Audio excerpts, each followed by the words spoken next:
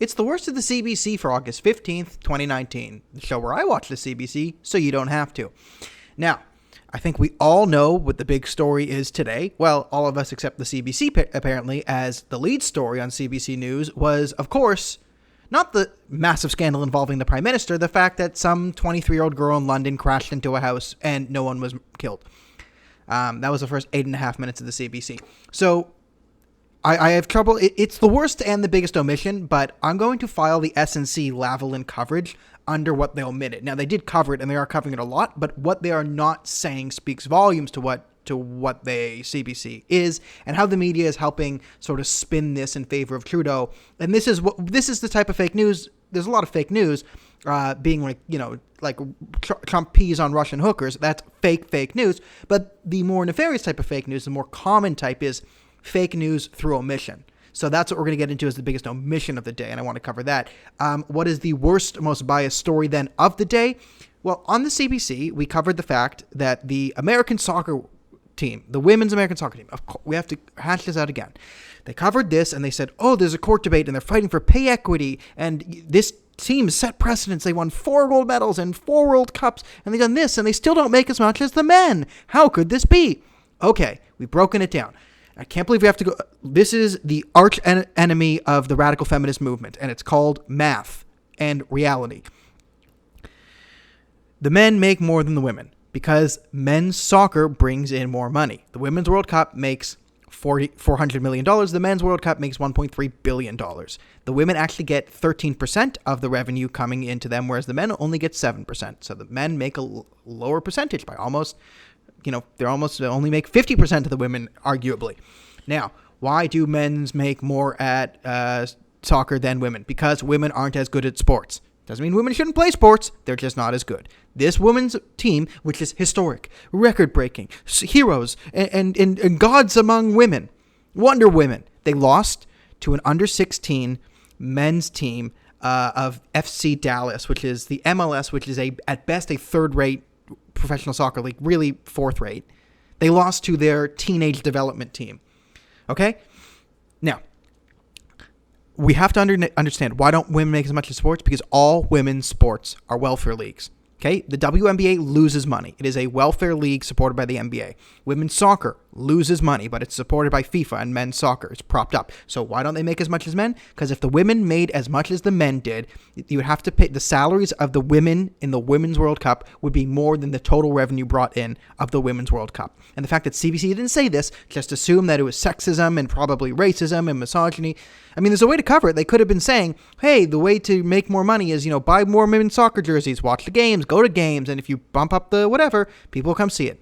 But I believe I think these actually worthy welfare projects, women's sports. Like, I think women should play sports. Let your daughters play soccer. It's good for them. But let's be honest, no one watches the WNBA because I want to see someone dunk it.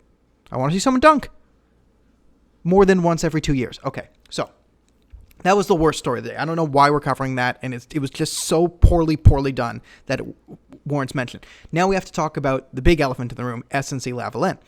Now, if you wanted the full story of what goes on, there's videos on this page, YouTube, Facebook, wherever you find it. As I said, the top story on CBC News for 8.5 minutes was a car crashing into a building in London. Not the fact that the Prime Minister of Canada has been hit with his second ethics violation. He's the first one to be ever sitting Prime Minister to be hit with an ethics violation. This one is tantamount to obstruction of justice. But I'm giving this the fake news by omission because the way the CBC is covering it, they're covering the periphery of the story and not actually explaining it. This is something they do very often when it doesn't go with their narrative. They're saying, oh, bombshell report, but not talking about really what's in it, or they're just sort of talking about wider implications. One story they're covering quite bigly on this, I'm using Trump verbiage there, is the fact that, well, last time this came out, it really hurt Liberals in the poll, but then we saw a bounce back. How do you think this will affect the Liberals' election chances? Well, we don't know how Canadians will respond, right? So they're covering what's the potential Canadian response? Will polls go up, polls go down?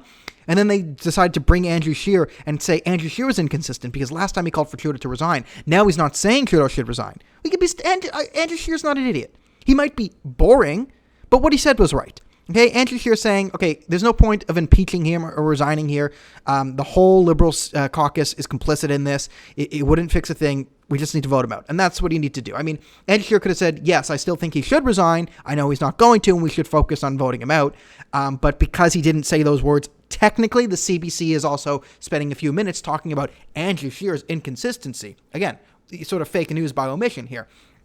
What really needs to be covered in the report, and what you're going to hear now, it's fake news unless they say, listen, the whole deferred prosecution agreement, so SNC-Lavalin, a Quebec construction company, was going to be found guilty for the criminal actions they did in Muammar Gaddafi's Libya in 2001-2011.